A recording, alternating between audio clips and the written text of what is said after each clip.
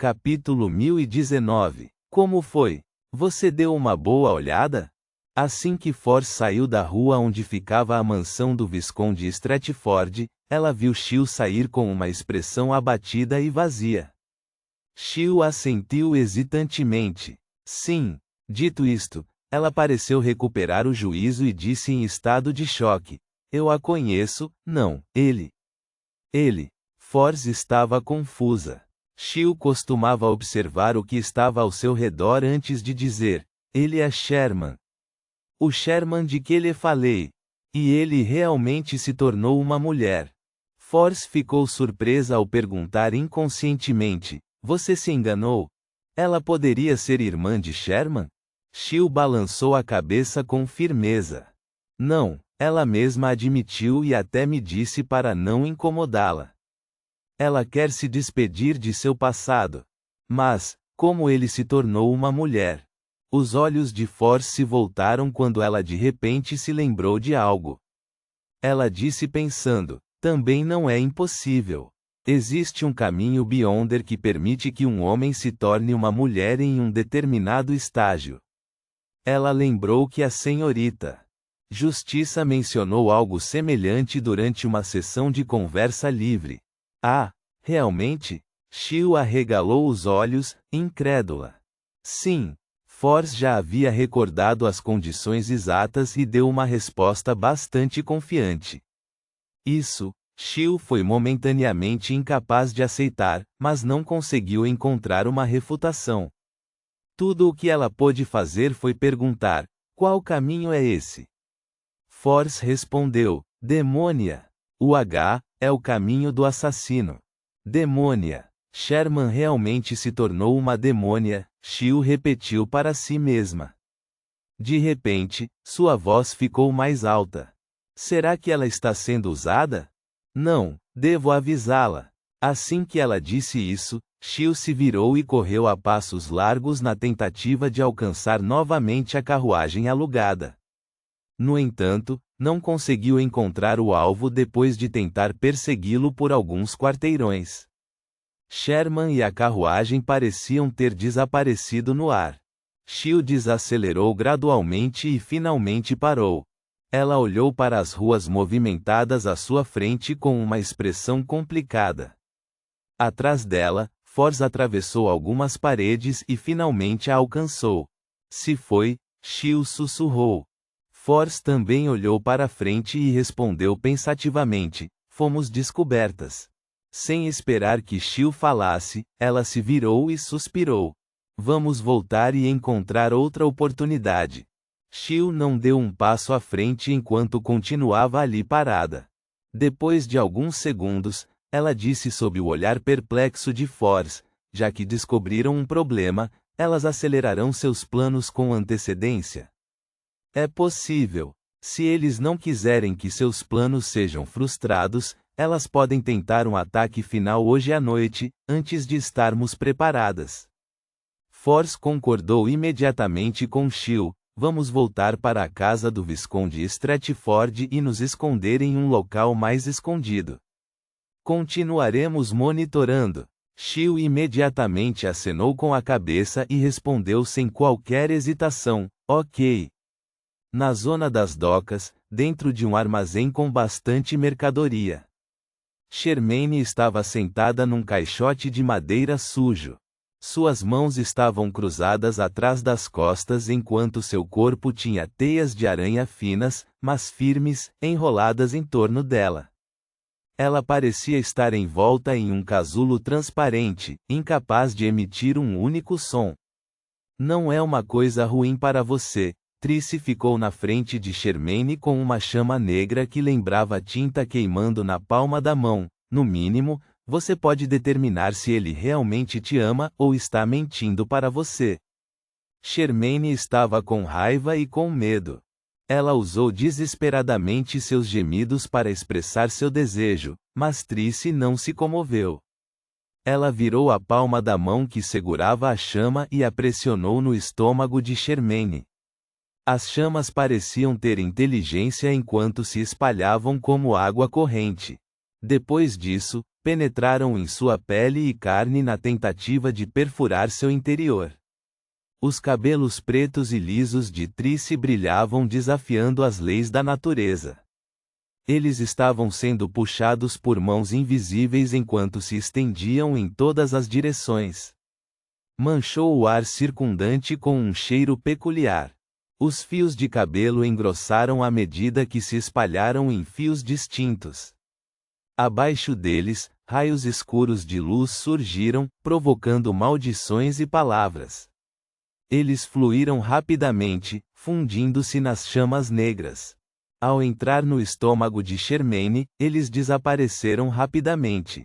O rosto de Shermaine se contraiu incontrolavelmente, mas ela não sentiu nenhuma dor. Era como se fosse puramente um sonho. Ela logo se acalmou ao ver a figura de Trice ficar fraca e gradualmente ficar transparente até desaparecer. As pupilas de Shermaine se arregalaram enquanto ela lutava novamente, mas não conseguiu se libertar das restrições. Ela tentou de novo, como se uma inundação estivesse subindo, centímetro por centímetro, dentro do armazém silencioso. Após um período de tempo desconhecido, a porta do armazém se abriu com um baque surdo e bateu nos dois lados da parede. Uma figura entrou cambaleando. Era o Visconde Stratford, de meia-idade. Ele não usava a peruca branca como sempre fazia quando estava fora de casa. Isso revelou sua calvície e seu cabelo preto bastante bagunçado. Este último estava grudado como se tivesse sido encharcado por uma tempestade e seco ao ar. Mas nas últimas horas, as nuvens estavam finas e a lua vermelha estava alta no céu.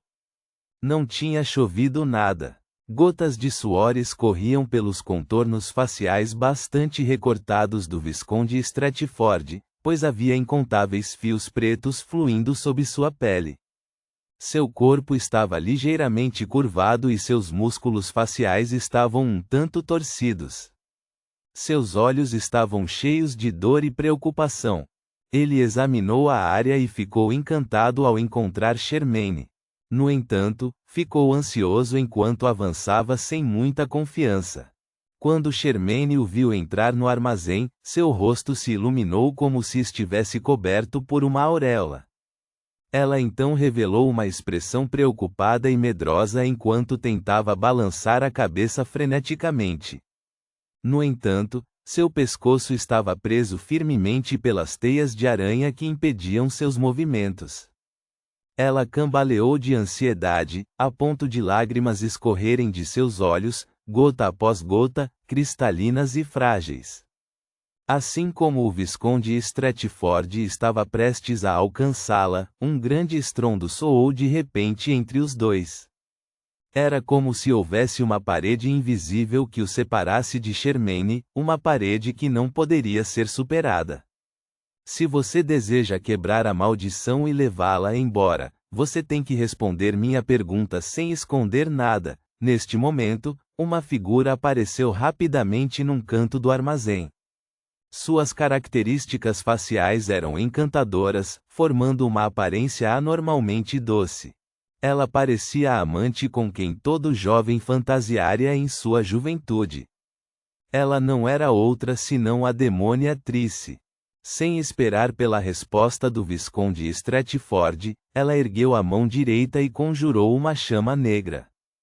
O rosto, as mãos, o pescoço e a pele exposta do Visconde Stratford tornaram-se instantaneamente transparentes à medida que veias se projetavam.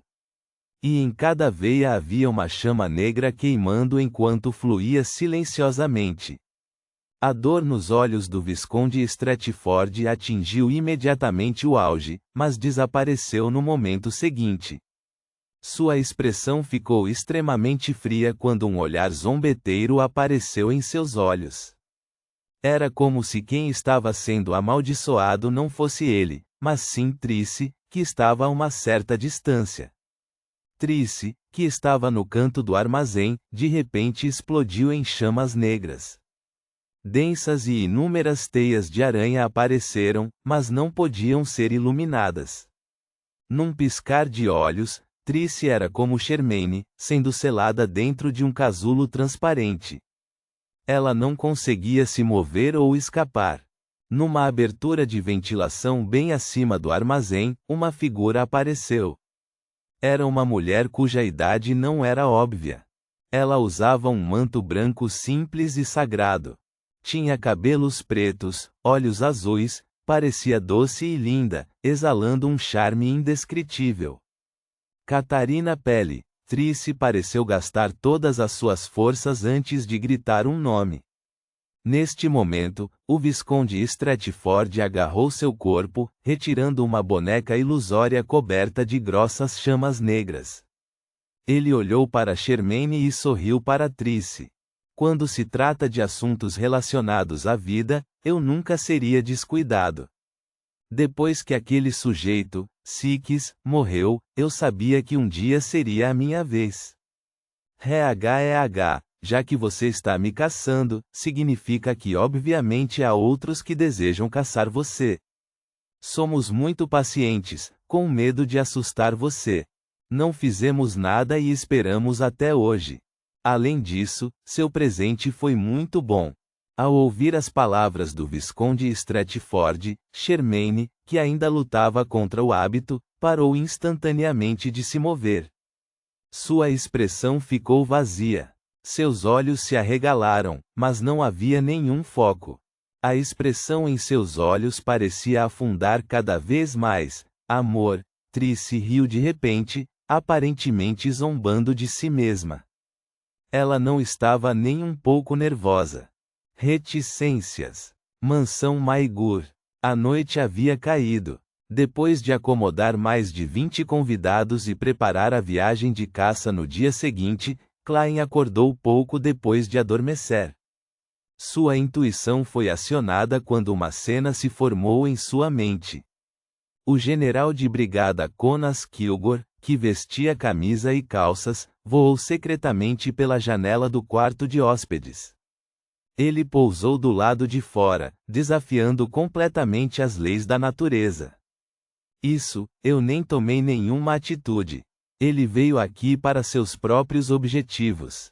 Com um pensamento, Klein controlou uma barata do lado de fora e a transformou em sua marionete. Ele então usou seus olhos para observar os arredores. Quase ao mesmo tempo, Conas Kilgore apareceu. Depois que esse semideus deixou a mansão Maigurr, ele imediatamente distorceu a distância e rapidamente chegou à margem do rio Tussock. Ele se preparou para atravessá-lo. A barata assistiu em silêncio, sem qualquer reação. Ele está indo para a margem sul do rio Tussock. O que ele quer fazer? Ele tem preferência por caçar nos subúrbios para tentar esconder tais ações? Ele também me apresentou a mansão Maigurr por esse motivo? Klein deitou-se na cama e analisou seriamente as ações de Conas. Depois que o semideus do Mi-9 pisou na margem sul do rio Tussock, Klein de repente se lembrou de um assunto. Quando ele escapou das ruínas subterrâneas onde Incisangwil e companhia estavam, ele apareceu em algum lugar no noroeste de Becklund. Esta era a margem sul do rio Tussock, ficando bem perto de onde ficava a mansão Maigurr.